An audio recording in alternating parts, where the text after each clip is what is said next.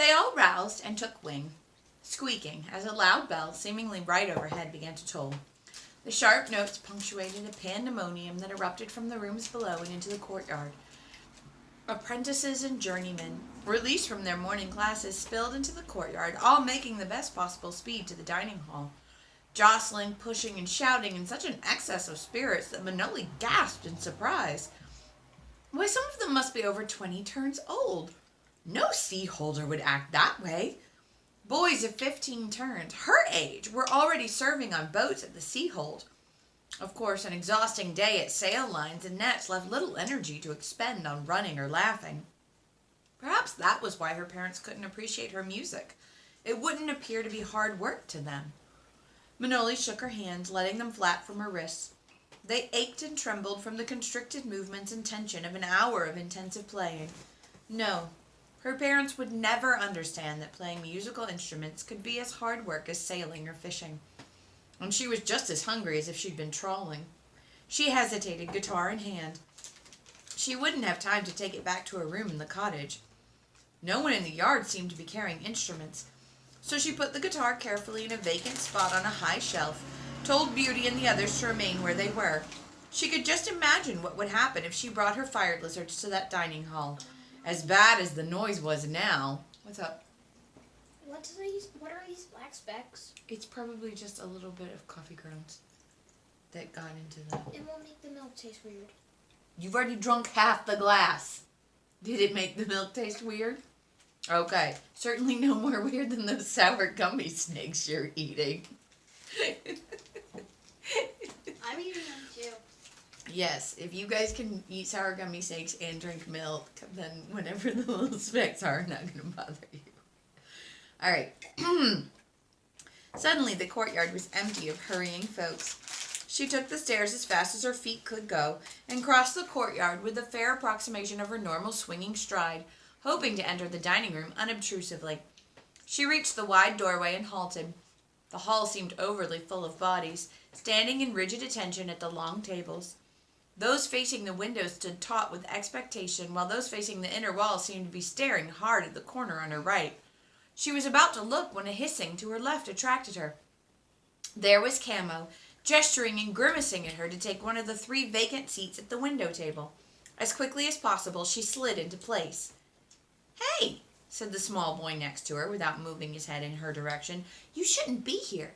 You should be over there, with them." He jerked his finger at the long table nearest the hearth. Craning her head to peer past the screening bodies, Manoli saw the sedate row of girls, backs to the hearth. There was an empty seat at one end. "No!" the boy grabbed at her hand. "Not now!" Obeying some signal Manoli couldn't see, everyone was seated at that precise moment. "Pretty Beauty? Where's Pretty Beauty?" asked a worried voice at her elbow. "Beauty not hungry?" It was Camo, in each hand a heavy platter piled with roast meat slices. "Take it, quick," said the boy beside her, giving her a dig in the ribs. Manoli did so. "Well, get yours and pass it," the boy went on. "Don't you sit there like a dummy," added the black-haired lad opposite her, frowning fiercely and shifting his buttocks on the hard wood of the bench. "Hey, grab, don't gab," ordered another lad, further up the table, with considerable irritation at the delay. Manoli mumbled something, and rather than waste time fumbling for her belt knife, she tweaked the topmost slice from the platter to her plate. The boy across from her deftly snagged 4 slices on his knife point and transferred them, dripping juices, to her plate. The boy beside her struggled with the heavy platter, taking 4 slices too, as he passed it on. "Should you take so much?" she asked, her surprise at such greed overcoming reticence. "You don't starve in the Harper Hall," he said, grinning broadly. He sliced the first piece into halves, folded one half over neatly with his blade, and then shoved it into his mouth, catching the juices with his finger, which he managed to lick despite the mouthful he was busy chewing. His assurance was borne out by the deep bowls of tubers and roots and the basket of sliced breads, which Camo deposited beside her. From these Manoli helped herself more liberally, passing the dishes along as quickly as she could. "You're Manoli, aren't you?" asked the boy beside her, his mouth still full. She nodded. "Was it really your fire lizard singing this morning?" "Yes." Whatever lingering embarrassment for that incident Manoli retained was dispersed in the giggle from her table companions and the sly grin of those near enough to overhear the conversation. You should have seen Broodie's face. Broodie?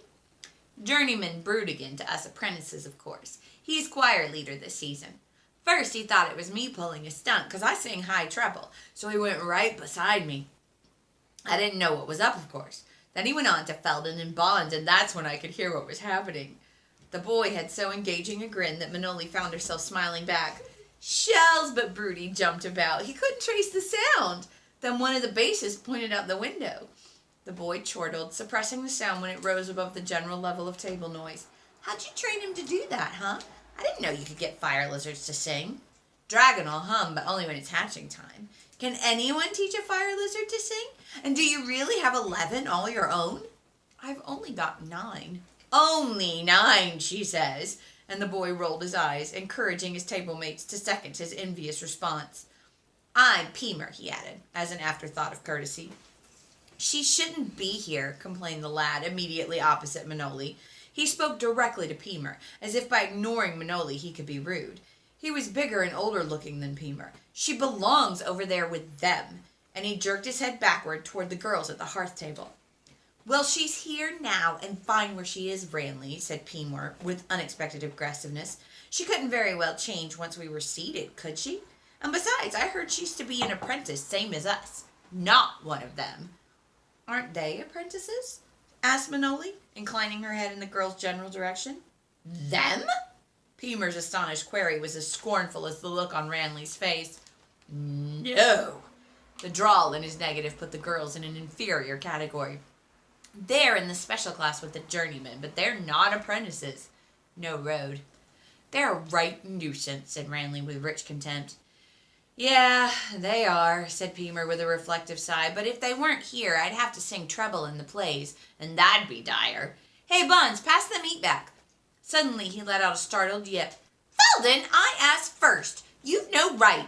A boy had taken the last slice as he handed down the platter. The other boys shushed Peemer vigorously, darting apprehensive glances toward the right corner.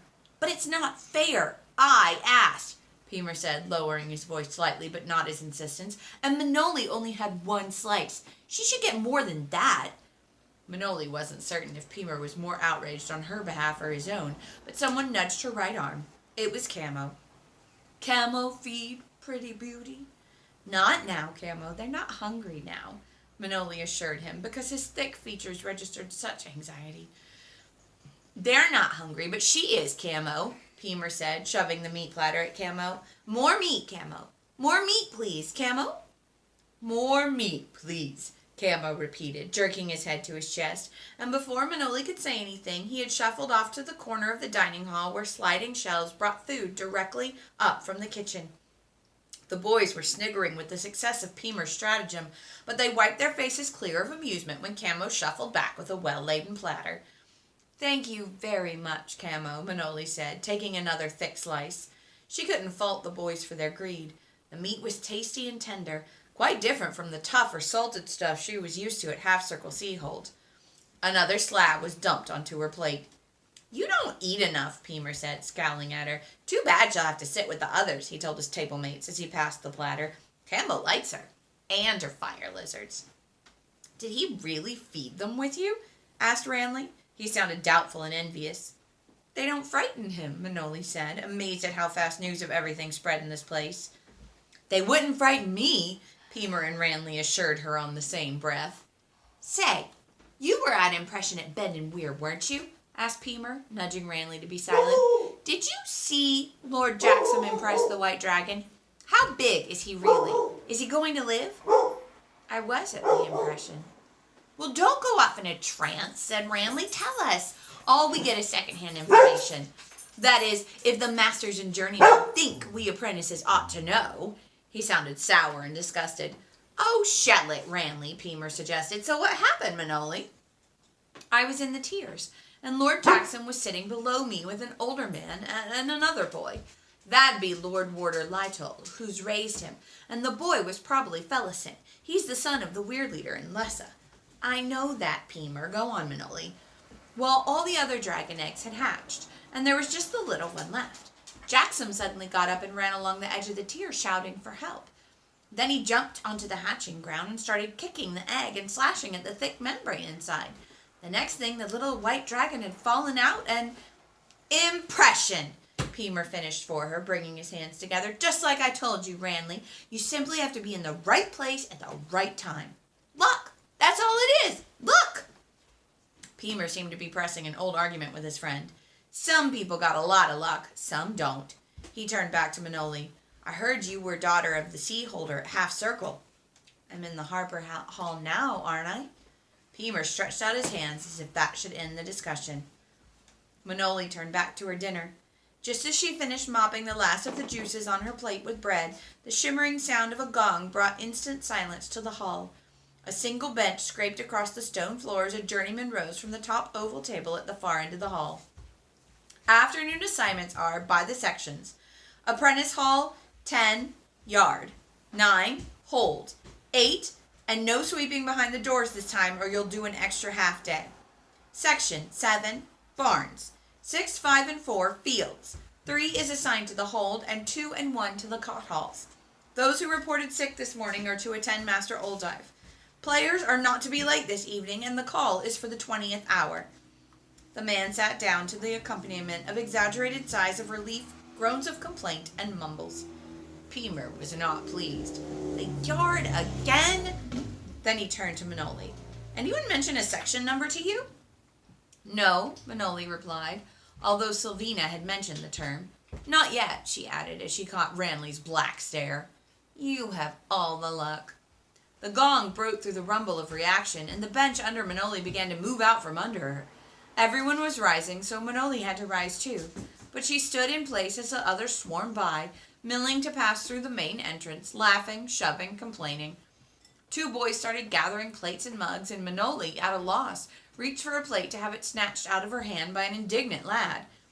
Hey, you're not in my section, he said in an accusing tone, tinged with surprise, and went about his task. Manoli jumped at a light touch on her shoulder, stared, and then apologized to the man who had come up beside her. You are Manoli? He asked, a hint of displeasure in his voice. He had such a high-bridged nose that he seemed to have difficulty focusing beyond it. His face was lined with dissatisfaction, and his sallow complexion, set off by graying locks tinged with yellow, did nothing to alter the general impression he gave of supercilious discontent. Yes, sir, I'm Manoli. I am Master Marshall, craftmaster in musical theory and composition. Come, girl, one can't hear oneself think in this uproar. And he took her by the arm and began to lead her from the hall, the throng of boys parting before him as if they felt his presence and wished to avoid any encounter. The Master Harper wants my opinion on your knowledge of musical theory. Manoli was given to understand by the tone of his voice that the Master Harper relied on Master Marshall's opinion in this and other far more important matters, and she also gathered the distinct impression that Marshall didn't expect her to know very much. Manoli was sorry she had eaten so heartily because the food was beginning to weigh uneasily in her stomach. Marshall was obviously already predisposed against her. Psst, Manoli! A hoarse whisper attracted her attention to one side. Peemer ducked out from behind a taller boy, jerked his thumb upward in an easily interpreted gesture of encouragement. He rolled his eyes at the oblivious Marshall, grinned impudently, and then popped out of sight in his group. But the gesture heartened her. Funny-looking kid Peemer was, with his tangle of tight black curls, missing half a front tooth, and by far the smallest of the apprentice lot. How kind of him to reassure her. When Manoli realized that Master Marshall must be taking her to the arch room, she sent a mental command to the fire lizards to stay quiet or go find a sunny roof until she called them again. There wasn't so much as a rustle or a chirp when she and Marshall entered. With a resigned attitude, he seated himself on the only backed chair at the sand table. As he didn't indicate that she could seat herself, she remained standing. Now, recite for me the notes in a C major chord, he said. She did so. He regarded her steadily for a moment and blinked. What notes would comprise a major fifth in C? When she had answered that, he began to fire questions at her, irritable if she paused, however briefly, to reply. But Paterian had drilled her too often the same way. Marshall's bored expression was disconcerting, but as his queries became more and more complex, she suddenly realized that he was taking examples from various traditional sagas and ballads. Once he mentioned the signature in which chord, it was simple enough for her to visualize the record height and recite from memory. Suddenly he grunted and then murmured in his throat. Abruptly he asked her if she'd been taught the drum. When she admitted some knowledge, he asked tedious questions about basic beats and each time factor. How would she vary the beat? Now, as to finger positions on a tenor pipe, which closures did one make for a chord in F? He took her through scales again. She could have demonstrated more quickly, but he gave her no chance to suggest it. "Stand still, girl," he said testily as she shifted her throbbing feet. "Shoulders back, feet together, girl, head up." He heard a soft twitter, but as he'd been glaring at Manoli, it was obvious she hadn't opened her lips. He glanced about to seek the source as Manoli silently reassured Beauty and urged silence. "Don't slouch. What was my question?" She told him, and he continued the barrage. The more she answered, the more he asked. Her feet were aching so that she had to ask permission to sit, if only briefly. But to her amazement, before she could, Morshall abruptly stabbed a finger at the stool next to him.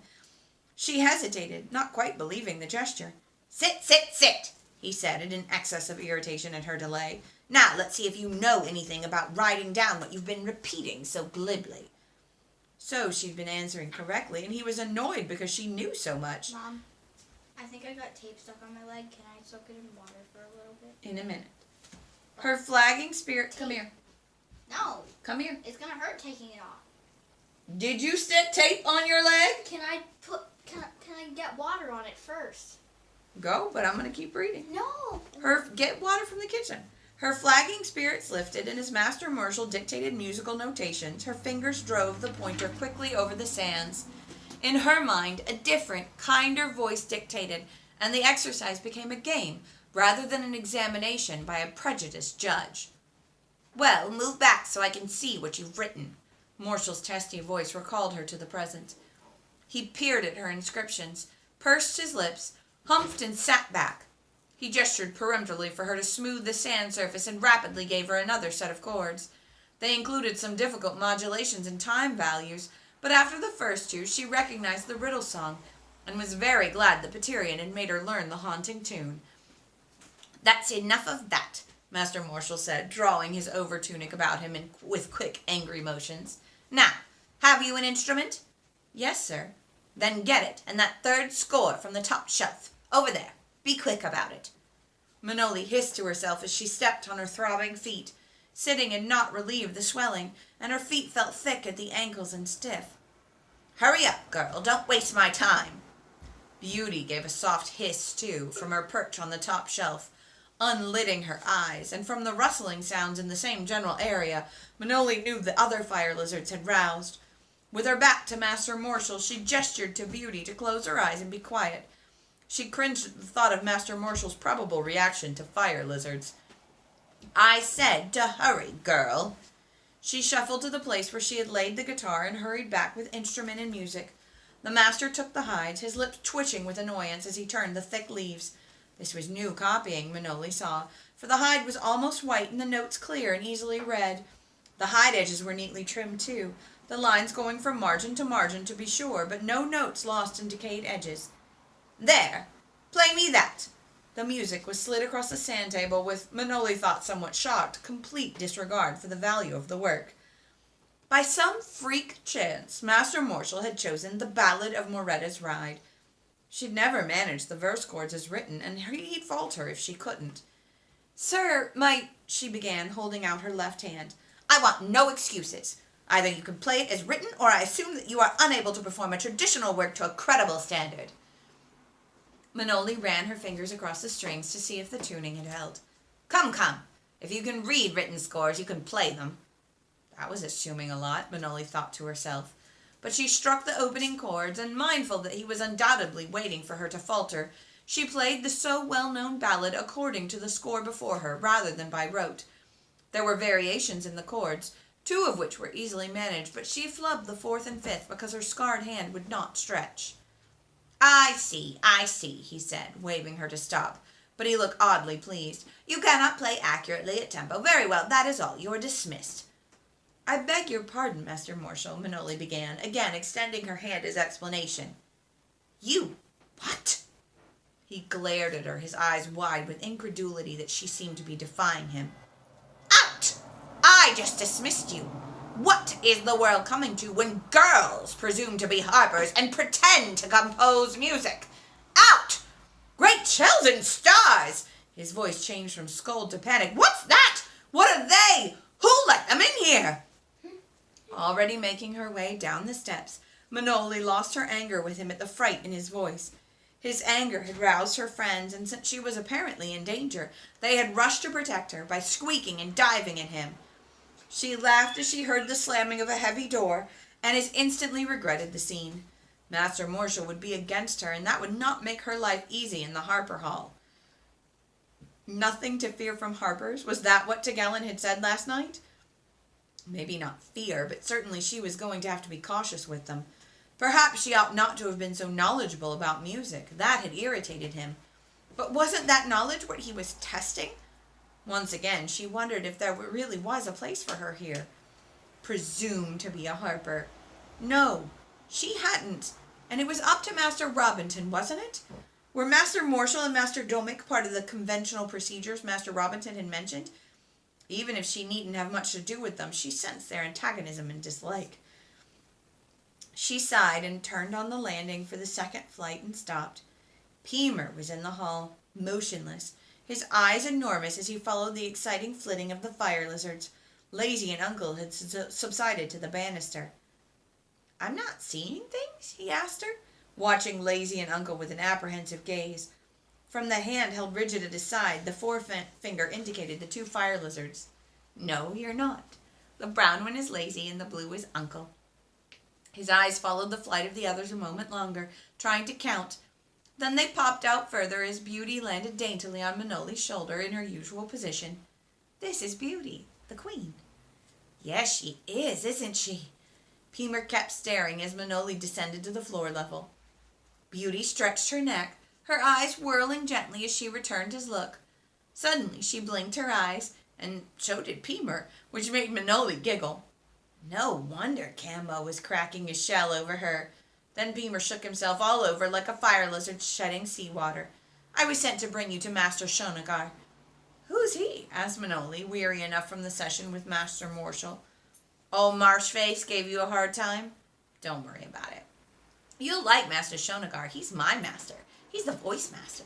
He's the best. Pemer's face lit up with real enthusiasm, and he said that if you can sing half as well as your fire lizards do, you're an test asset. It amused Manoli to be so considered by anyone. That's the word. And he said that it didn't really matter if you croaked like a watchware so long as you could get the fire lizards to sing. Do you think she likes me? He added, for he hadn't stopped staring at Beauty, nor had he moved. Why not? She keeps staring at me so, and her eyes are whirling. He gestured absently with one hand. You're staring at her. Pemer blinked again and looked at Manoli, smiling shyly and giggling a bit self-consciously. Yeah, I was, wasn't I? Sorry about that, Beauty. I know it's rude, but I've always wanted to see a fire lizard. Hey, Manoli, come on. And now Pemer moved off at a half-run, gesturing urgently for Manoli to follow him across the courtyard. Master Shonagar's waiting, and I know you're new here, but you don't ever keep a master waiting. And say, can you keep them from following us? Because they might sing, and Master Shonagar did say it was you he wanted to hear sing today, not them again. They'll be quiet if I ask them to. Ranley, he sat across the table from you. He's from Crom, and he's so smart. He says they only mimic. Oh, no, they don't. Glad to hear that, because I told him they're just as smart as dragons, and he wouldn't believe me. Pemer had been leading her toward the big hall where the chorus had been practicing that morning. Hurry up, Manoli. Masters hate to be kept waiting, and I've been gone a while tracking you down. I can't walk fast, Manoli said, gritting her teeth at the pain of each step. You sure are walking funny. What's the matter with your feet? Manoli wondered that he hadn't heard that tidbit of news. I got caught away from the cave just at Threadfall. I had to run for safety. Pemer's eyes threatened to bulge out of their sockets. You ran? His voice squeaked. Ahead of Thread? I ran my shoes off my feet and the skin as well. Manoli had no chance to speak further because Pemer had brought her to the hall door. Before she could adjust her eyes to the darkness within the huge room, she was told not to gawk, but come forward at a proper pace. He detested dawdling. With respect, sir, Manoli's feet were injured outrunning Thread, said Pemer, just as if he'd always been in possession of this truth. She's not the dawdling kind. Now Manoli could see the barrel-shaped figure seated at the massive sand table opposite the entrance. "Proceed at your own pace, then, for surely a girl who outruns thread has learned not to dawdle." The voice flowed out of the darkness, rich, round, with the R's rolled and the vowel sounds pure and ringing. The other fire lizard swooped... Oh. There's a blanket right here. Oh, I didn't see it. The other fire lizard swooped in through the open door, and the master's eyes widened slightly. He regarded Manoli in mock surprise. "Peemer!" The single word stopped the boy in his tracks, and the volume, which startled Manoli, caused Peemer to flick her a grin. "Did you not convey my message accurately? The creatures were not to come." "They follow her everywhere, Master Shonagar, only she says they'll be quiet if she tells them to." Master Shonagar turned his heavy head to regard Manoli with hooded eyes. "So tell them." Manoli detached Beauty from her shoulder and ordered them all to perch themselves quietly, and not to make a single sound until she said they could. "Well," remarked Master Shonagar, turning his head slightly to observe the obedience of the fire lizards, "that is a welcome sight, surrounded as I generally am by mass disobedience." Ellie. She wants to go outside. Hold on. He glared narrow-eyed at Peemer, who had had the temerity to giggle, and at Master Shonagar's stare tried to assume a sober expression. "I've had enough of your bold-face, Peemer, and your dilatory manner. Take them away." "Yes, sir," said Peemer cheerfully, and twisting about on his heels, he marched himself smartly to the door, pausing to give Manoli an encouraging wave as he skipped down the steps.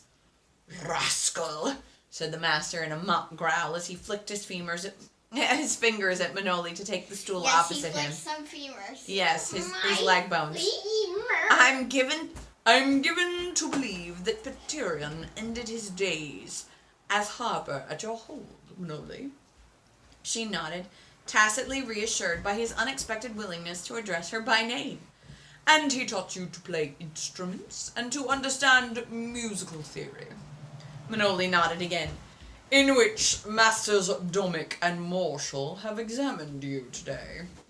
Some dryness in his tone alerted her, and she regarded him more warily as he tilted his heavy head sideways on his massive shoulders.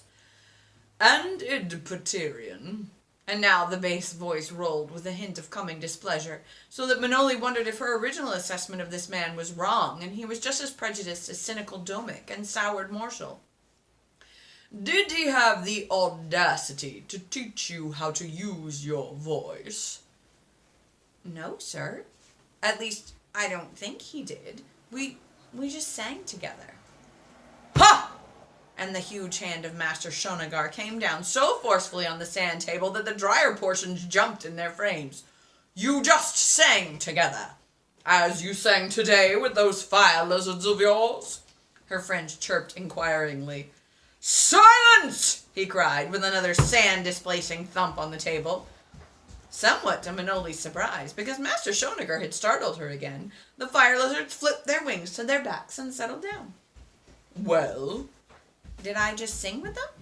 "Yes, I did." Elliot. "As you used to sing with Patirion?"